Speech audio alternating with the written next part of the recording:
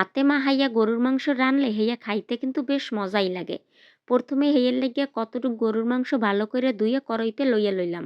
দিয়ে দিলাম পিঁয়াজ কুচি আর শিলপাটায় বাইট্যা রাখছি পিঁয়াজ বাটা, রসুন বাটা, আদা বাটা আর কাঁচা জিরা বাটা। তারপর তেজপাতা, এলাচ, লবঙ্গ, হলুদের গুঁড়া, লাল মরিচের গুঁড়া, গরম মশলা গুঁড়া আর একটা টমেটোও দিয়ে দিলাম।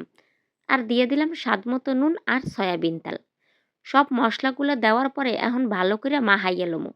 ভালো করে মাখাইনার পরে ১০ মিনিট রাইখা দিমু ডাইক্কা। ১০ মিনিট পরে মাটির চুলাটা ভালো করে ধরাইয়া কড়াইটা দিয়ে দিলাম কষাইন্যার লাইগ্যা।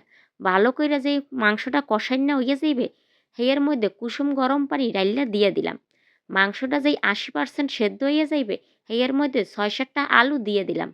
আলুটা যেই সেদ্ধ হইয়া মাংসটা পুরোপুরি রান্দা হইয়া যাইবে, হেইয়ের মধ্যে বাইজ্যা রাখা জিরাটা দিয়া দিলাম। তারপর রান্দাটা কেমন হইছে কন দি আমনেরা?